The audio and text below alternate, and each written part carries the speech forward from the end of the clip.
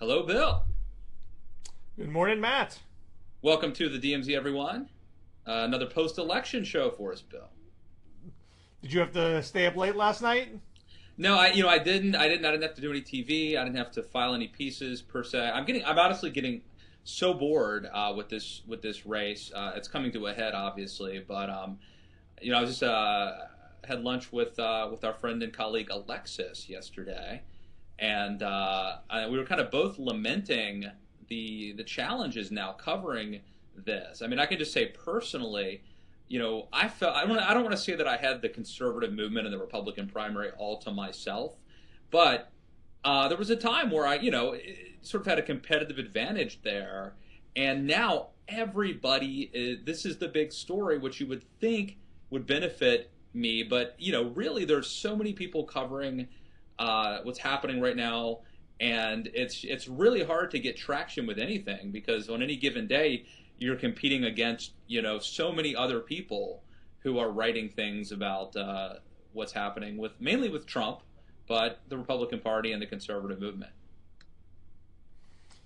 Yeah, I mean the ceiling on hot takes seems infinite, so everyone's going to want to have their 2 cents on how do we explain this nuttery. Yeah.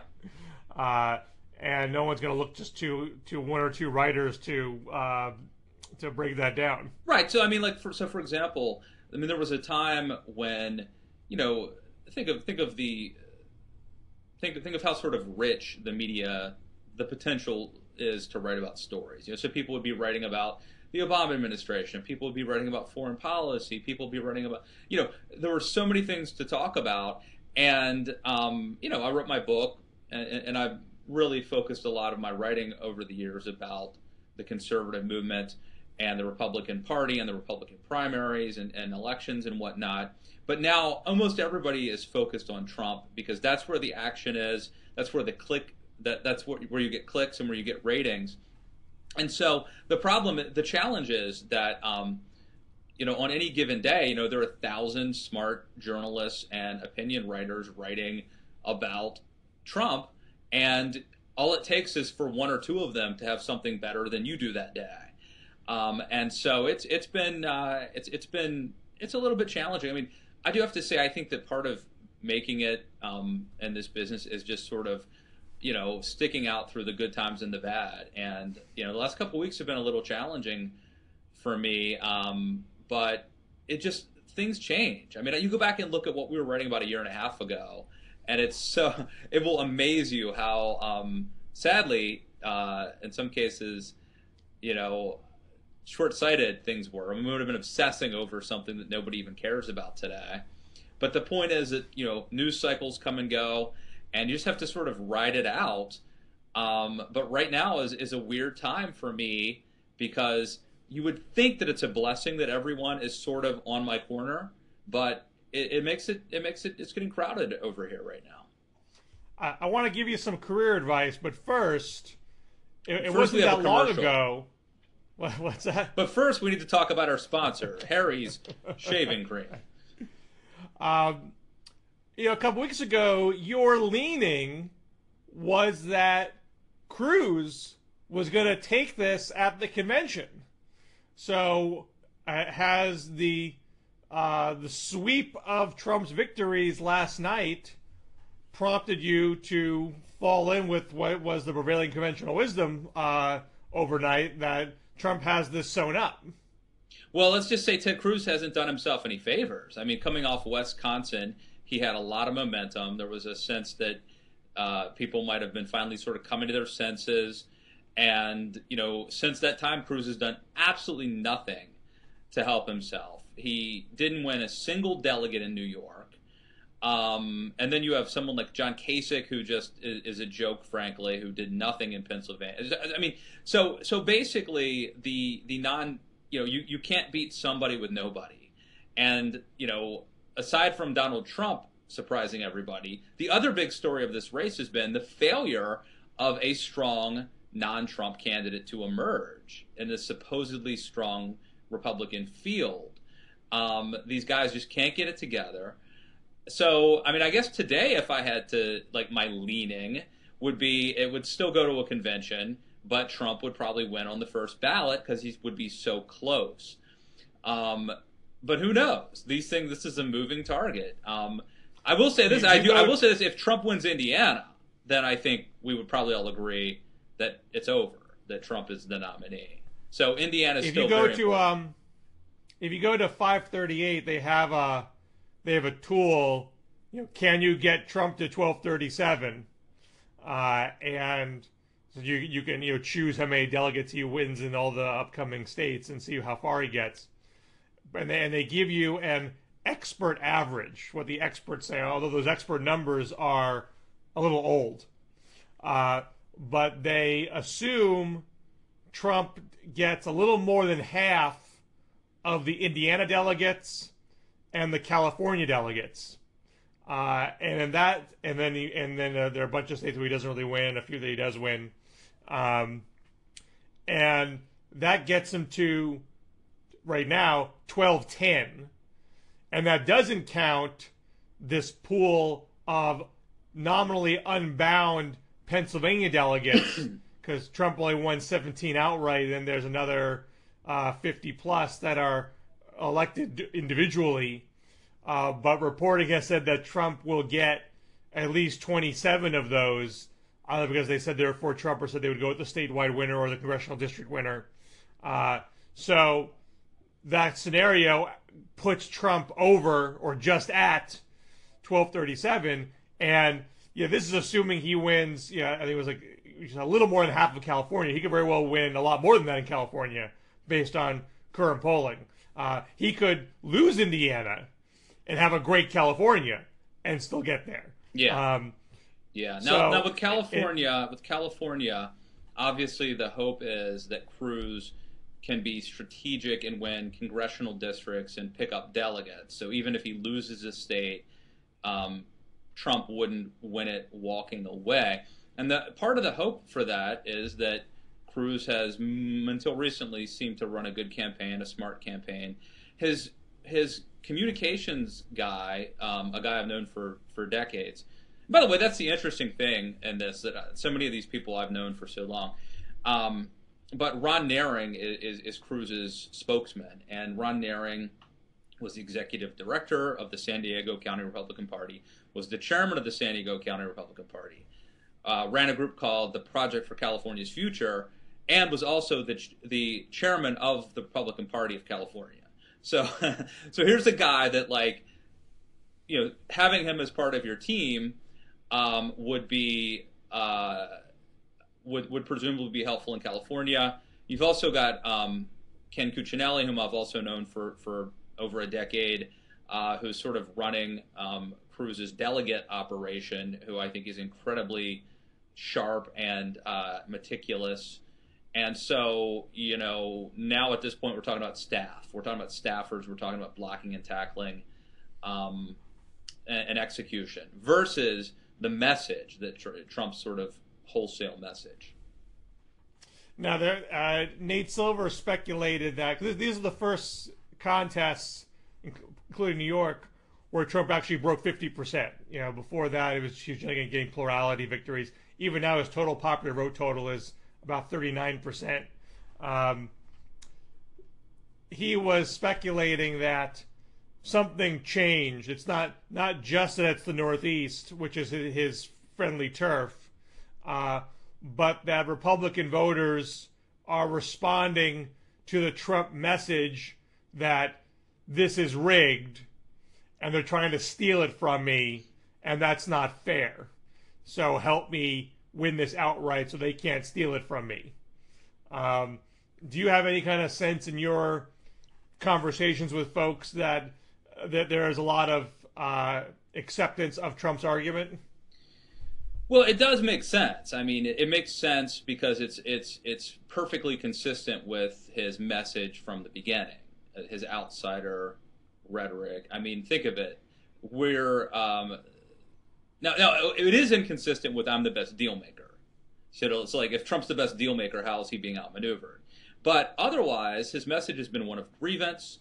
It's been one of victimization, of victimhood, and it's been We're being screwed by the establishment, by the elites, by the Chinese, whatever. And so this is very consistent with that, the politics of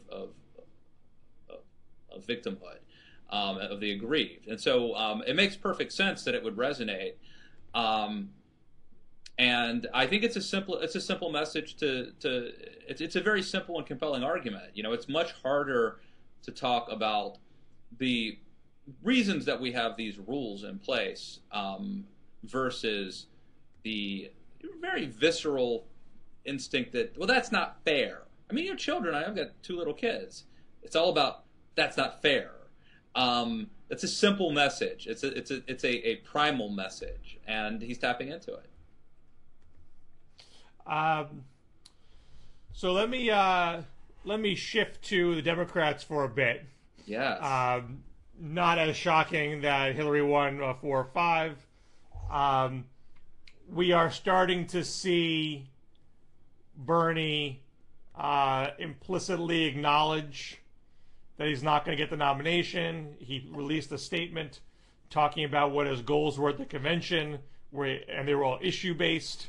It was $15 minimum wage. It was stopping the trade deals. It was carbon tax, Medicare for all. But one thing that particularly struck me that was left off of the list, in addition to actually winning the nomination, was superdelegate reform, which I actually wrote in my Politico piece last week that he should not pursue. That there was this false notion that the superdelegates were the reason why he was losing, which is mathematically untrue. And it didn't make a lot of sense to expend political capital into getting into the process weeds, as if there's no way a populist Democrat can win the nomination unless we solve this problem. No, you need just to have more people believe your message and win more votes. That's the issue. You got close, but not far enough. And so if he zeroes in more on his issue set, that is a way for him to have the capstone of this campaign be the party's with me on these issues. I am the future of the party. My message is the future of the party. But it does set up, I mean, as much as there's division on the right, I would say the division on the right is more pronounced. It's unclear to me to what extent will the Hillary forces fight the Bernie forces on this. Is she going to say, sure, just whatever you want on the platform, I don't care. I'm not going to be bound to it, so just say what you want. Or is she going to say, look, it's political suicide to put carbon tax in a platform. They're going to accuse us of wanting to raise taxes on everybody. I'm just not going to do that. And so we need to draw a line somewhere here. That I think is unclear. But I do think the sense of resignation is getting more prevalent amongst the Bernie forces. There's still, I think, a lot of anger. I don't know if the healing has really begun yet. But I do think the healing process is going to be in its early stages now. I think that Hillary's going to pivot more to the general. She had a line in her speech last night that she wanted to expand Social Security. That's the kind of thing that Bernie people want to hear. I do think she's trying to have her olive branches. And my guess is you're going to see Bernie be a little gentler towards Hillary going forward, even though he's not going to, actually give up. He still wants to get as many delegates as he can before the convention. So, Bill, there's the commenters will not be surprised that I was also surfing Twitter during this a little bit. There's Ted Cruz is giving an announcement today at 4:00, and a major announcement allegedly. You think it's VP? Well, there was rumors that he was vetting Carly, but right. The speculation is that it's about Indiana. It could be an endorsement from Mitch Daniels or Mike Pence, or some are even saying Larry Bird. So, and I think there's an event with Bobby Knight already in the works or something. So we'll see what that is. But I think this just speaks to what we were saying earlier about how it's Indiana or bust at this point, right? I mean, there's no Cruz, you know. I mean, I get, you know, you know, you can go to Nate Silver and come up with other ways, but essentially Indiana seems to be where the action is. Well, we await that decision. And Mike Pence is getting pressure from people like National Review and others to weigh in on this. Like, shouldn't he endorse Cruz? And there's a sense that Pence is concerned about his own political future and doesn't want to make waves by doing that. Yeah, I mean, the Indiana poll showed Trump up by a few. It's because the state's clearly split. Why, if you're a governor, do you want to weigh into that? Why, you have no obligation. Stay out of it. Right. There's also there was a video of Mary Pat Christie reacting, standing behind Donald Trump as Donald Trump mocked Hillary Clinton, and you know, there's speculation today that this would be a very nasty race, of course, with Trump really going after Hillary. But that Hillary might be able to win sort of by playing the victim, by being the victim, but not just playing the victim, I mean, really being the victim of Donald Trump's attacks, and that women would you know, decisively you know, break toward Hillary. Well, I wrote a piece last month, you know, how Trump beats Hillary, and you know, my counsel in that was, you know, don't do the obvious round of attacks, because you've been doing that, and the Republican Party's been doing that, and she's beating you. So clearly, that's not that's not an obvious silver bullet move. You just had Bernie get smacked around after questioning whether she was qualified. Why would you, you know, triple down on that kind of attack and say, if you know, she wouldn't even be here if she unless she was a woman? I mean, I mean, Hillary is crushing the gender gap right now. If you're Trump, you're not going to win on male votes alone. You have to win more women votes. And telling yourself, well, I win women votes in Republican primaries. Yes, you're winning the small sliver of conservative women in Republican primaries. That's not. Yeah, and the people need to know. So, it's a good point, Bill. I mean, the primary, it's maybe 20% of the general electorate would be the Republican primary on a good day, and of that, Trump's getting maybe half the vote. So when you try to look at how good you're doing in a Republican primary or a Democratic primary and extrapolate that means you're going to do well in the general election, it's really you know, it's really a bad idea, because again, it's apples and oranges almost. I mean, especially in the Republican primary, you could almost argue that he who is first is last, and he who is last is first. I mean, on one hand, I think Trump is soulless enough and opportunistic enough that he could totally shapeshift and run a completely different kind of general election campaign, totally opposite of how he ran in the primary. But he seems to be addicted to making the most bombastic statements possible on the logic that it makes the crowds excited and it gets you news coverage. Yeah, I agree, Bill. I think that it's the crowd. I think that when it does, you know, the Mike Tyson line, everybody's got a plan until he gets punched in the mouth. I think Trump says he's got a plan until he craves the attention of the crowd. I mean, it's not just that he has to respond to attacks. I think he gets up on stage and he wants to give them a show. He wants them to laugh and applaud, and he can't die. You know, you can't die on stage. You know, you can't have a bad. So when he gets on stage, he does whatever it takes to get the crowd revved in this frenzy, and So I just think the only way you could stop him would be to quit doing rallies, you know? And I mean, so like in other words, unless you take his Twitter away from him and don't allow him to do rallies, you can't stop him because he's going to keep doing it, right? So then what does he have left? I mean, not much. Well, he hires Paul Manafort to help him with the delegate fight. Manafort goes to the RNC and says, Trump's putting on a bit of an act and he'll be more presidential going forward, don't you worry.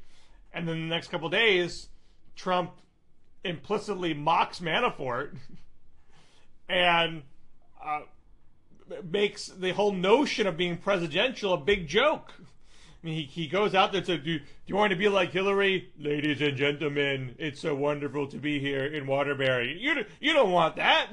I mean, he treats the whole thing like it is a stand-up routine. And it's more it's more fun to see Trump go off half-cocked. Right.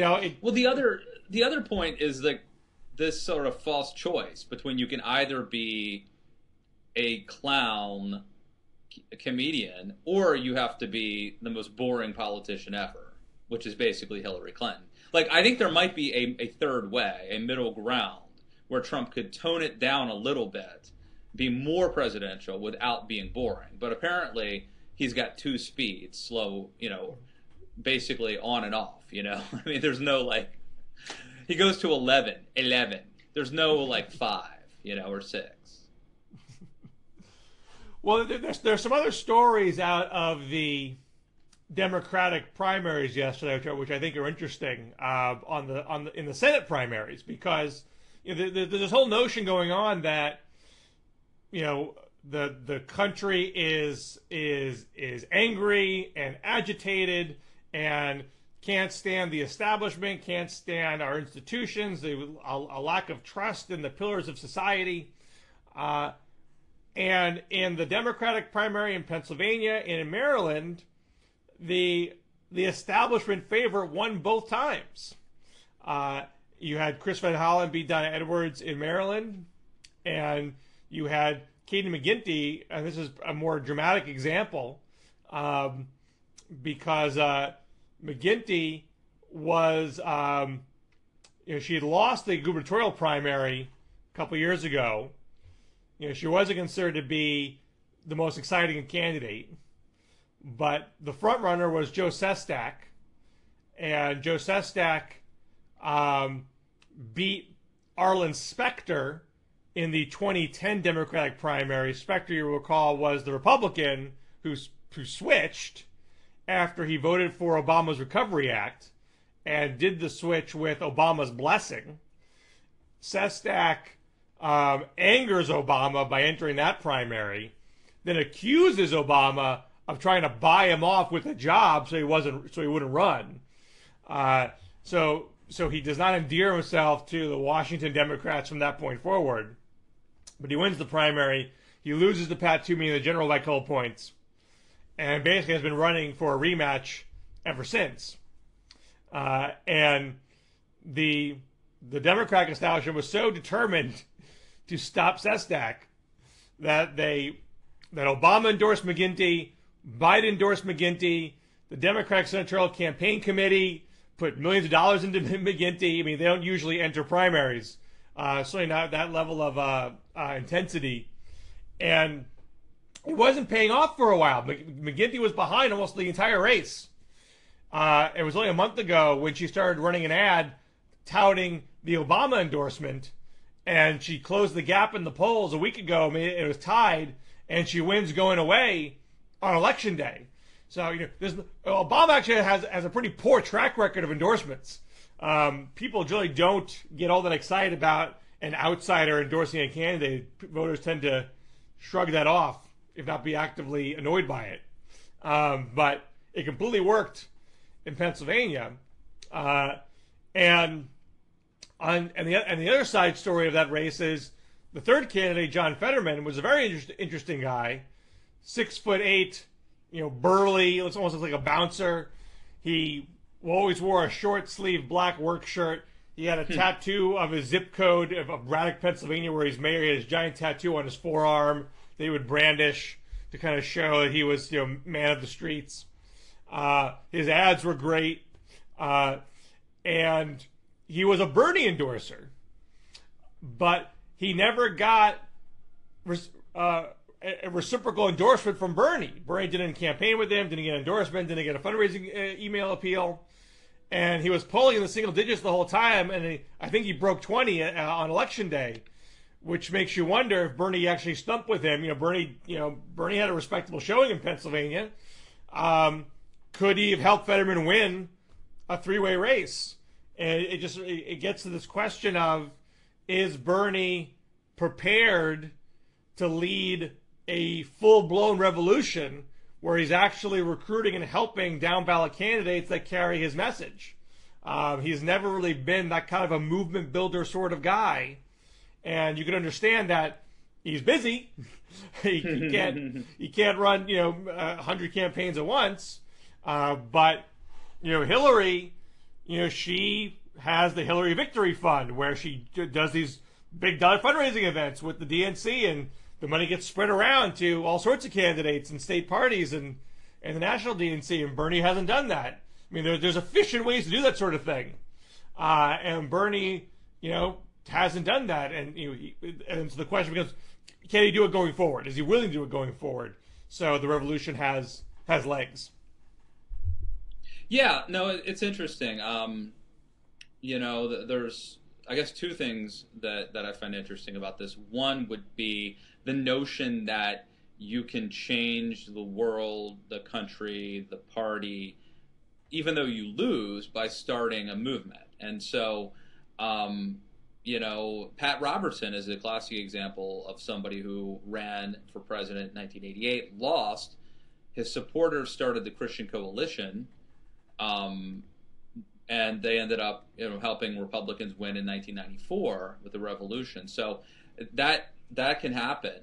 The other interesting thing, though, is, and we see this happening on the Republican side too, is this is supposedly this crazy year where all this disruption's taking place, where people are tired of the status quo establishment, and it seems to be that, as evidenced by Trump and Sanders. But if you look at the incumbents, they don't seem to be under that much threat, And then we've had past cycles where there was much more going on, where you had Rubio ousting or taking on Charlie Crist, and Pat Toomey taking out Specter, as you mentioned earlier. Christine O'Donnell, whether she won or not, I mean, where you had these sort of conservative firebrands, Rand Paul, whatever, whether they were taking out incumbents or just taking out sort of establishment candidates. We're not really seeing that this cycle. There's not a lot of down ballot energy or excitement, it doesn't seem like. And it seems like establishment incumbents are basically kind of easily winning their primary elections. Well, it just seems like whatever popular sentiment that exists on both sides, and it clearly exists, it is more readily channeled into a singular figure, but there's nothing out there that is leveraging it into anything broader. Right. And, I think there's a lot of energy on the left to try to figure out how to do that after this campaign. Not to say that it necessarily will work, but there's all sorts of organizations that are actively pondering that challenge. I mean, it may just be organic too, right? I mean, so it's not that you need to have an infrastructure and an organized, way of identifying, recruiting, progressive or right-wing candidates, but it could just be that these guys end up inspiring people, that you're an entrepreneur out there who's been turned off by politics, you thought politics was broken, and all of a sudden Bernie Sanders or Donald Trump's catching fire. Well, it's too late this cycle to run, probably, but maybe in 2 years. So there could be a sort of lag. This could be like a lagging indicator type thing. I mean, it's very possible that just organically the rise and success of candidates like Trump and Sanders will inspire, a generation of outsider candidates, just not this cycle and not in a way that's sort of done methodically. Well, I can see people recognizing the value of running like an outsider, and that's been the case, I think, for some time. There was a lot of outsider vibe after Ross Perot in 1992, and Barack Obama ran as an outsider, and John McCain ran as an outsider in 2000, and so there's always some reason to say I'm not native of Washington. I will bring a fresh take on things, blah blah blah. But on the left, you have a collection of organizations that wants higher minimum wage, wants Medicare for all, wants to be tougher on Wall Street. I mean, so there's a semblance of infrastructure there to carry the Bernie message forward. And not to say that it is preordained that they would triumph, because I've argued that it's not preordained. But at least there's some seeds to grow. On the right, what is the collection of organizations that's going to carry the banner of Trumpism? That I have a harder time seeing. I mean, that just seems like pure cult of personality. And that once it dissipates, it dissipates. I would assume that after Trump loses, which most people think will be the case come November, that you just have a shattered party, and it's kind of a free-for-all who picks up the shards and puts them back together into something resembling a majority party again. It's a real kind of starting from square one kind of deal. Yeah. And it is interesting because, without a successor, there is no success. And, obviously you want a movement to endure. And if it's solely built on a cult of personality, it's hard to have that happen. In the long run, even if you win, then success could be temporary if you're not building a movement, if it's solely based on sort of the great man theory of politics. Now, you have a piece you're working on that you told me about where you are discussing how Trump is already dividing certain conservative organizations.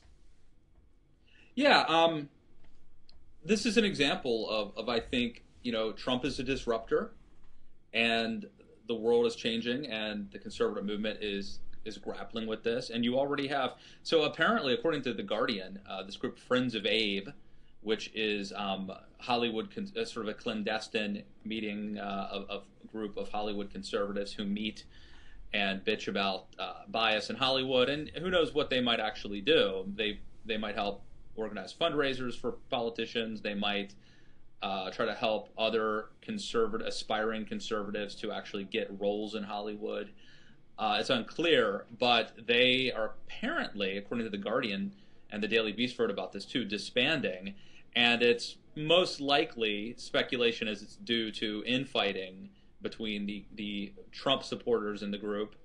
And this is like John Voight, Kelsey Grammer, people like that. I think Andrew Breitbart was sort of helpful in connecting them to politics. Maybe Clint Eastwood, I don't know. But anyway, the Trump and the Cruz forces are having a spat. The other thing happening is this group Eagle Forum, which is a sort of a social conservative women's group founded by Phyllis Schlafly in the early 70s. And now Phyllis is 91 years old. And so basically what's happened is Phyllis and Ed Martin, I think his name is, who's the president of the group, and her son, John Schlafly, who interestingly is openly gay. And I only bring that up because Phyllis and Eagle Forum are a very conservative, socially conservative group. So it just adds to the plot twist. They are basically supporting Trump, and but there's a large contingent of longtime Eagle Forum board of directors members who are supporting Cruz, and that seems to be like the Cruz versus Trump schism seems to be the impetus for this falling out, but it's actually being litigated right now, and Schlafly's daughter is amongst the group that we will call the rebels. They would not want to be called the rebels because they argue that they have already voted Ed Martin out of his position. That a majority of the board of directors have already ousted him. He is remaining on, though, refusing to go away pending this litigation. And what I'm hearing from people in the conservative movement, they believe that Schlafly, who's 91, is essentially out of it, and that she's being manipulated. Like, number one, what's a man doing, essentially running this women's group? They believe that Phyllis is being manipulated, basically, by this guy. But anyway, who knows? Like, it's unclear who's telling the truth and all that. But the bottom line is that Trump hasn't even won the nomination yet, and already there's two pretty prominent movement is socially, well, one social, one's not, but conservative outfits that are basically being ripped apart over the Cruz versus Trump schism. And I just found that interesting. I think it's not really being talked about because Ted Cruz has announced he has a major event at 4 o'clock, announcement at 4 o'clock today. So God knows we all have to rush to cover that. But it's an interesting thing that's happening right now, and I think it's indicative of like a larger point that Trump is literally pitting brother against sister in the conservative movement and turning people who have Mark Levin is attacking Fox News on Twitter over their love for Donald Trump. There was an open letter in Breitbart the other day from Brent Bozell criticizing people like Phyllis Schlafly, and it's done in a very nice way, but pointing out that they're backing a guy who's a liberal. This is really creating strange bedfellows right now. It's pretty interesting what's happening amongst the sort of movement conservative set. Now, we definitely see this amongst movement conservatives and conservative writers. But we don't see it so much amongst elected Republicans. There's been, outside of Ben Sasse and a few others, people have been pretty quiet about Trump. Paul Ryan has his glancing blows, but he doesn't really attack him by name, and everyone says, whoever's the nominee is the nominee, and we'll get behind that person. Yeah. Well, I think Paul Ryan's a special case because he's actually going to be the chairman of the Republican National Convention. So I think he has a responsibility to he's balancing multiple responsibilities, and there's a lot of tension. But I think he has to be careful what he says and how he says it.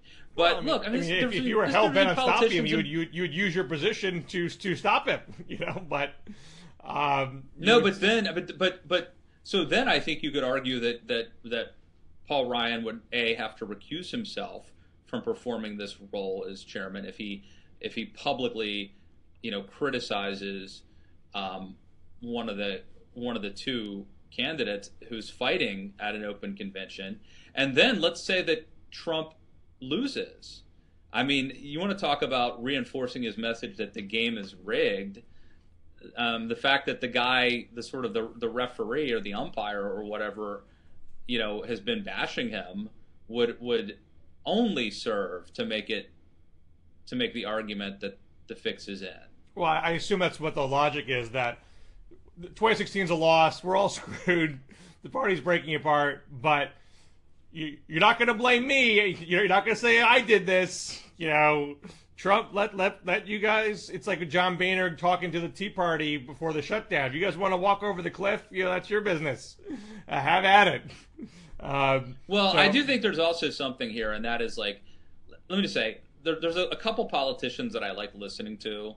So like, if Newt Gingrich is giving a speech, sign me up. If Pat Buchanan's giving a speech, sign me up. But he was also an operative and a TV host. But most politicians are boring, and they play it safe, and they're risk averse, and they're very worried and paranoid about getting reelected. And that's why I don't really like them as commentators very much, and I don't find most of them all that interesting. What's her name? Donna Edwards, is that the lady who lost yesterday in Maryland? Yeah. I was on Real Time with her. All it was pablum. It was like, we got to do it for the children. I mean, it was very predictable, very nice. She was incredibly nice, but didn't really say anything that I found that interesting or provocative. And like, that's what you get. That's why like politicians are in they're risk averse. I mean, we'll see what Mike Pence does, but it would not surprise me if he sits on his hands. Maybe he comes out. Hopefully he comes out and endorses Cruz. But like, my point is, like, I think that writers are much more interesting and intellectually honest. And that's part of why you're seeing them divided, like publicly divided over Trump, as opposed to the sort of politicians. And by the way, let me just say this. Trump has proven one thing, and that is that the politicians and the establishment are impotent and anemic. And that's what he's been saying. And by virtue of the fact that they can't organize to stop him, and it's utterly pathetic, that I think he's really demonstrated that that's the case. I mean, why is it that Cruz and Kasich can't organize themselves? I mean, it's two people. It's not the most complicated organizing effort. They couldn't collude for 15 minutes. It's crazy. It didn't last. There's no. I mean, their ability. They lasted about as long in their collusion as Donald Trump lasted in his being presidential. meaning it's pathetic. They just can't keep it together. I don't know. I don't know what the deal is. It's the lack of incentives, the lack of seriousness, the lack of vision. Just there's been no. I'm trying to think of there's this. Speaking of trite cliches, there's a cliche used in football all the time that's escaping me right now. But basically, it means you have to like realize that you got to get your shit together. You got to get serious. And the politicians just, I don't know, it's like they're sleepwalking through this campaign. They're not really, like, this is going to be over in a minute here, unless they shake something up. And it's kind of pathetic. Well, on that uplifting note, perhaps we should call it a day. Yeah. Okay, we can do that. Good, another good show, another classic episode here. What do we need to plug, Bill? What do you got coming down the pike? I got nothing. You got nothing. Yeah. You got RCP piece coming out Monday. You got Politico magazine in the works. I got nothing in Politico right now. I'll have a Real Clear Politics column for Monday, but I don't know what it's going to be yet. All right. Send ideas to Bill Scher at earthlink.net. Not really. All right, guys. Well, Bill, another good episode. Good seeing you, buddy. Good to see you too. Take care. All right. Thanks.